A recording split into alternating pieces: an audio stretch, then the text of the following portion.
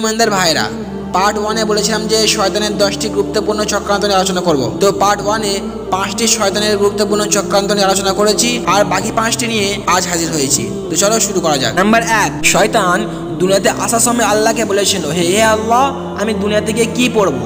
আল্লাহ বলেছিলেন, তোমাকে আমি পড়ার জন্য দিলাম অশ্লীল কবিতা ও গান। সুনানে আবু দাউদে 4967 নম্বর হাদিসে আছে, নবী করিম সাল্লাল্লাহু আলাইহি ওয়াসাল্লাম বলেছেন, আল গিনাউ ইনবিতুন নিফাকা ফিল কলবি, গান বাজনা অন্তরে নিফাক সৃষ্টি করে। অতএব বিশেষ করে আমাদের যুব সমাজকে বলবো, গান বাজনা বর্জন করতে হবে।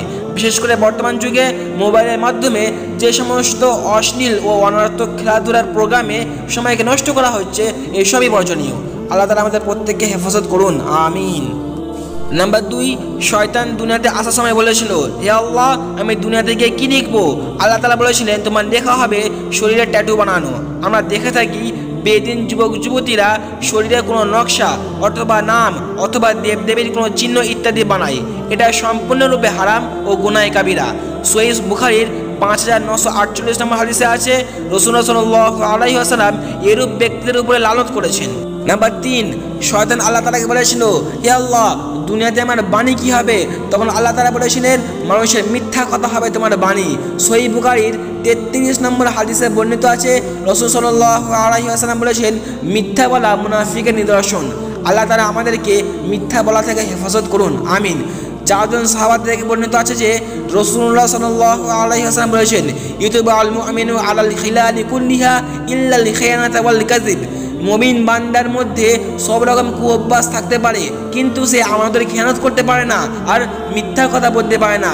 এটা মুসনাদ আহমদের 22170 নম্বর হাদিস।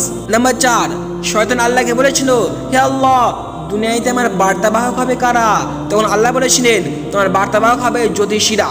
সুনানে তিরমিজির 135 নম্বর হাদিসে সহিহ সনদে বর্ণিত আছে যে রাসূল সাল্লাল্লাহু আলাইহি ওয়াসাল্লাম বলেছেন, মান আতা কাহিনান ফাসাদ্দাকাহু বিমা ইয়াকুলু ফাকাদ কাফারা বিমা উনজিলা আলা মুহাম্মদ। যে ব্যক্তি জ্যোতিষীর কাছে এসে তার ভবিষ্যবাণী বিশ্বাস করলো, সে নবীর উপর অবতীর্ণ দিনকে অস্বীকার করলো। সহিহ মুসলিমের 5718 নম্বর হাদিসে বর্ণিত আছে, রাসূল সাল্লাল্লাহু আলাইহি ওয়াসাল্লাম বলেছেন, যে ব্যক্তি কোনো গণকের কাছে গিয়ে কোনো কিছু জিজ্ঞাসা করবে, তার 40 দিনের নামাজ কবুল হবে না। অতএব সাবধান, আমরা যেন কোনো জ্যোতিষী, গণক, হস্তরেখাবাদী প্রভৃতি ধোঁকাবাজের কাছে কখনোই না যাই।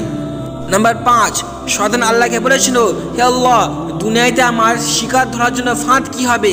তখন আল্লাহ তাআলা বলেছিলেন, তোমার ফাঁদ হবে নারী জাতি। সহিহ বুখারীর 5096 হাদিসে উসামা রাদিয়াল্লাহু তাআলা আনহু বর্ণিত আছে যে রাসূল সাল্লাল্লাহু আলাইহি ওয়াসাল্লাম বলেছেন, মা তারাকতু বাদি ফিতনাতান আদাররু আলার রিজালি মিনান নিসা।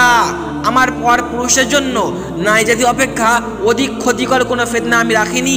প্রিয় ইমানদার ভাইরা, আল্লামা ইবনুল কাইয়িম রাহমাতুল্লাহ আলাইহি ইগাসাতুল লাহফান নামক কিতাবে 1 নম্বর খণ্ডে 444 নম্বর পৃষ্ঠায় এই দীর্ঘ হাদিসটি বর্ণনা করে লিখেছেন। এই হাদিসের সমর্থনে বহু হাদিস রয়েছে এবং প্রত্যেকটি কথা কোরআন ও সুন্নাহ দ্বারা সমর্থিত। আমরা দোয়া করি আল্লাহ তাআলা আমাদের সকলকে এই 10টি বিষয়ে খুবই সতর্কতা অবলম্বন করার তৌফিক দান করুন এবং আমাদেরকে ইবলিস, শয়তান ও তার চক্রান্ত সমূহ থেকে হেফাজত করুন, আমিন ইয়া রাব্বাল আলামিন। ওয়া আখিরু দাওয়ানা আলহামদুলিল্লাহি রাব্বিল আলামিন।